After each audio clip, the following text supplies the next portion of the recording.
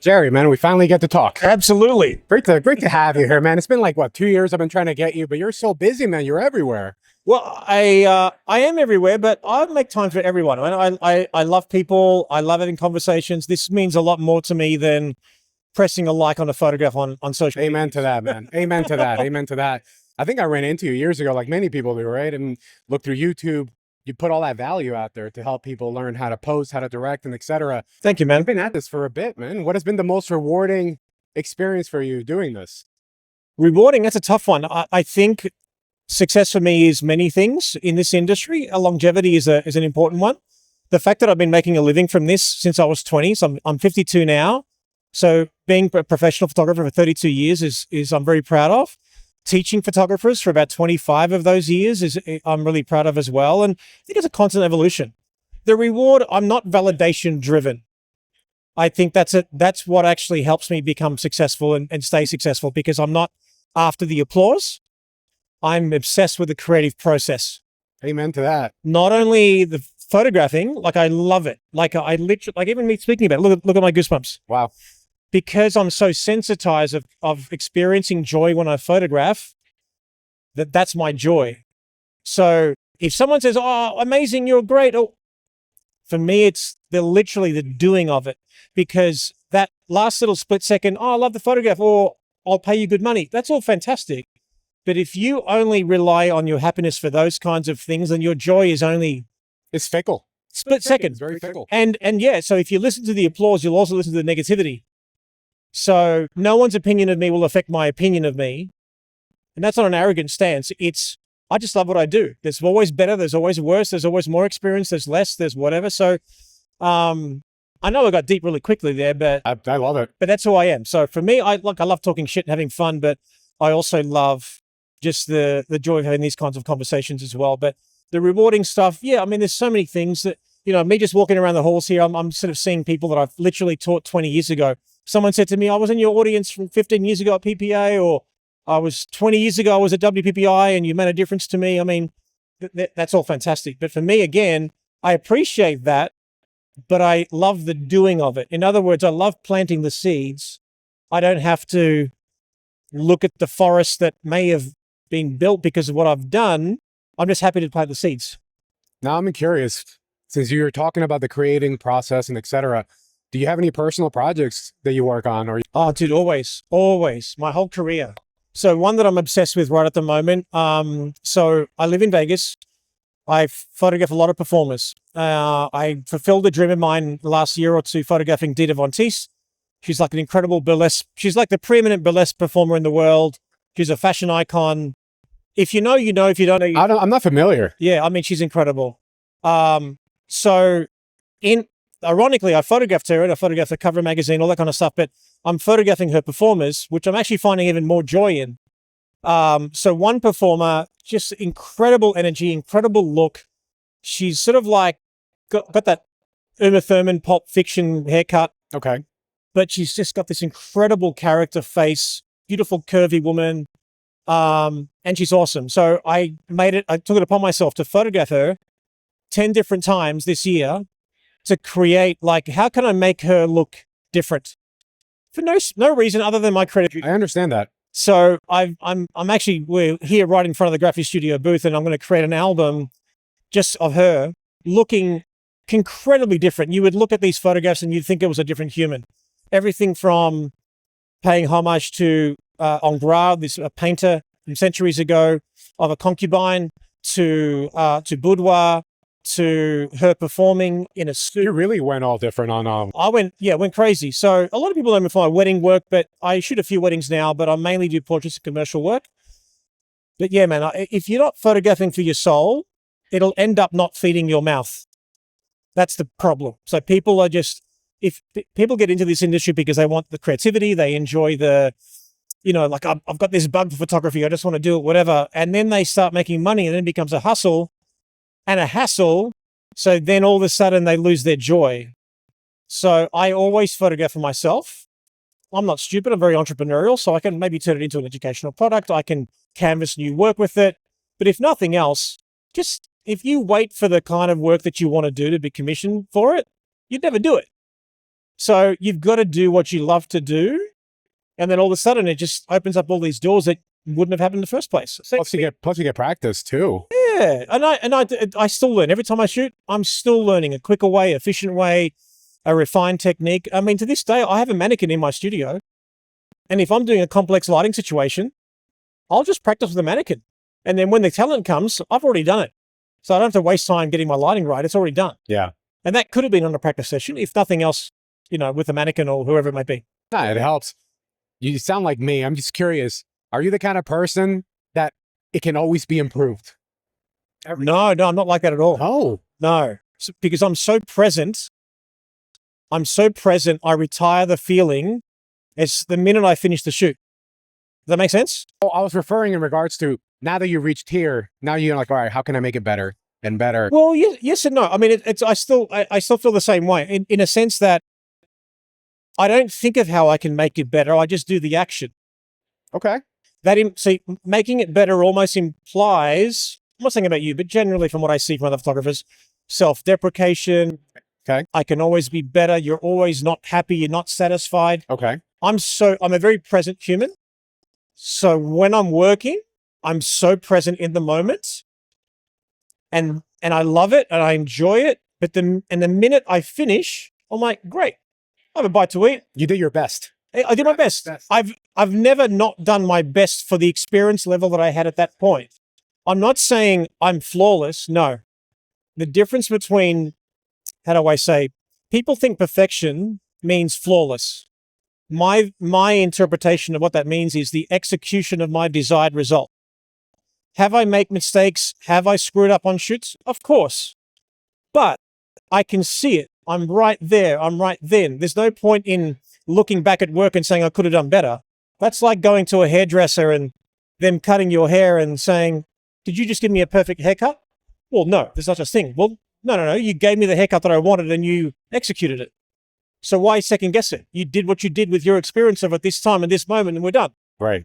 So what I'm getting at is, like, what else is there? What else is there in life other than being present? That's just my personal opinion. So I work my ass off, I do what I do, and I retire it. If I could have done better, I look back and I'm like, I have a regret. There is no regret. You either win or you learn. Right. And the next shoot, I might improve on it, but there is no improvement. That's like saying Bohemian Rhapsody, could that have been done better? On paper, that's a ridiculous notion. That's song was ridiculous on paper. Let's make it 8 minutes long. Let's make it operatic. Let's make it changes did they have? So what I'm saying, is that perfect? There's no perfect. It is, people will either love it or hate it or somewhere in between. So when you're writing a song or taking a photograph, obviously, I mean, the element of fulfilling a client's needs is one thing. So, okay, they're commissioning you got to tell the story, whatever the wedding photo, portrait, whatever. But I'm just saying is I'm in a very peaceful place in my career in a sense that I really enjoy what I do.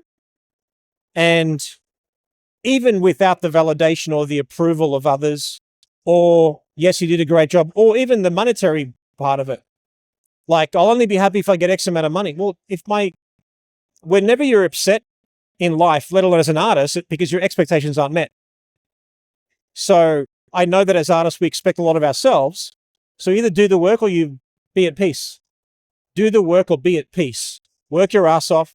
Try your best. Be at peace either way. And then the next shoot, build on that experience, whatever. But I'm never like, oh, damn you, you're shit, or this, that. No, I did the best I could. And be present, man. Yeah, I eat slow. I do a lot of things slow, but I get to the destination quicker because I'm slow and methodical. Does that make sense? It makes sense. Yeah. Outside of art and everything else, Yeah. what's a hobby that you are really present in, man? I'm a mad hockey fan. Yeah? Mad hockey fan. I love it. I love everything about that sport. I didn't grow up with hockey. So I moved to Vegas the same year as the Vegas Golden Knights. I'm a season ticket holder. I was there at the Stanley Cup final. Melissa loves it as well. And the reason why I love it, people like, oh, it's all fighting. And no, it teaches me so much about life. And I know that it's deep, but even the fights, there's consequences. If you're a dick to my brother on the ice, you got consequences. if you're, like there is a code there that I really appreciate. And the fact that you're literally like floating on ice with a blade, you're controlling a puck, you've got the physicality, and the scoring is so difficult when you've got 5 aggressive tall men trying to take the puck off you. So for me, there's grace in it, but I just love it. I'm there twice a week on hockey season, and I'm just, every day my wife and I, we play ping pong. Oh, nice. So in our studio space, if we're not shooting, we have a ping pong table that we bring out, and every hour or two, no joke, we're going to hit the ball for like an hour or two. I'll give her a bit of a buffer. So I play with my left hand. I'm right-handed. I play with my left hand until and then she's 15 points buffer. When I get to 10 points, I use my right hand, but it's conscious because I'm like, it makes it competitive because I can't be too aggressive, and we're always, she wins, I win, but it's just this fun thing that we have because we work together. We break how do I say, we're very particular on, we're husband and wife, we're business partners, we're life partners, we're lovers, we're best friends, and all these things that we have in common. I mean, we have the best relationship that I know. So, and we're in all these things, we all love very similar things, but we fit like a glove. It's great that you guys make time and separate business from personal. There's so much, especially in marriage, man. There's so many layers when you're together, and you got to make time. And if you work together, you got to separate. Otherwise, there's going to be conflict, and then it ruins something beautiful. You know what I mean? There's no conflict, man. Like people ask me, what's your biggest success? My relationship, by far. And it's communication. It's just there's no resentment. We both win, we both lose. Like there's never your fault, my fault, whatever. I'm the driver, she's the engine. We don't go anywhere without each other. Like I said, I have an incredible relationship. And once you're at peace with who you are as an individual, and a lot of your also happiness relies upon the person you choose as a life partner, then you add job fulfillment, and then you add nurturing friendships, and just even what we're doing now, it's fruitful. It's that inner peace, man. Of course, man. Peace of mind is the most underrated. It's a skill to have peace of mind. Everyone worries. There's no point in worrying about a single thing. We're all going to fucking die. Yeah, we are. Like, we will be forgotten in a week, in a month, in 3 generations. No one will even know that we existed. And it's not meant to be morbid. It's actually meant to make you more present. So I'm saying, like, for me, I'm present because what else is there? If you're worried, you worry about, it's normally you're living with regret. If you're anxious, you're worried about the future. You control the controllables, do what you do, and really nothing's a problem. You know what I mean? Like, there's no point in worrying about anything. You're going to worry about health. You're going to worry about death. You're going to worry about loved ones. I get it. But apart from that, only worry about what you can control. Yeah, man. And worry about the people you care about, your inner circle, your little world. Yeah. I think there's a lot to worry about in this world. Of course. I focus on my inner world and make it the best that it can be. I'm curious though, something about Melissa that many people may not know outside of ping pong. What's something about her that you just admire, man? You know what? It's so difficult. I'll tell you why. So we made a promise to each other that non-milestone birthdays, we're not going to buy each other presents, because literally every day is like a present for each other. But I'm like, all right. So I promised her, she turned 49 recently, 50 this year. We're going to go to Greece and celebrate her with family and friends. And I said, all right, well, we promised each other we're not going to buy each other anything for our birthdays. So I'm going to write 49 things I love about her. So, and I think I was at a convention. So I start writing, right? So I'm like, and I just didn't even think about the number. I'm like, let me just write it all. Within 5 minutes, I wrote 70 things. I counted. I'm like, shit, there's 70 things. I've got to narrow it down to 49.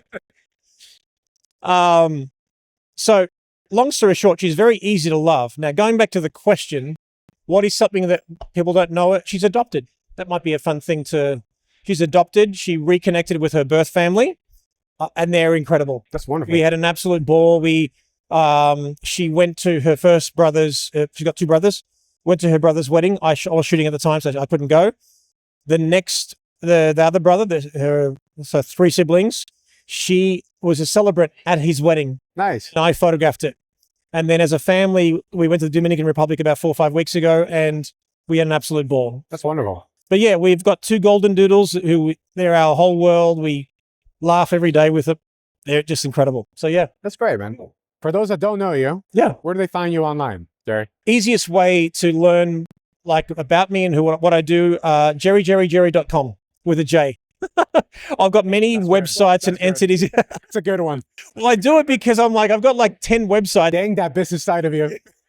Well, it's like in conversation. So just with a J, jerryjerry.com. It's a link in my bio on Instagram, on all my social platforms. But I basically say, if you want to learn more from me, online or in person, or be photographed by me, jerryjerry.com. Nice. Yeah, Jerry, man, I appreciate you taking the time. It's been great talking with you. Pleasure, man. I look forward to meeting your wife eventually. She's awesome. You'll forget about me very quickly once you meet her. I heard.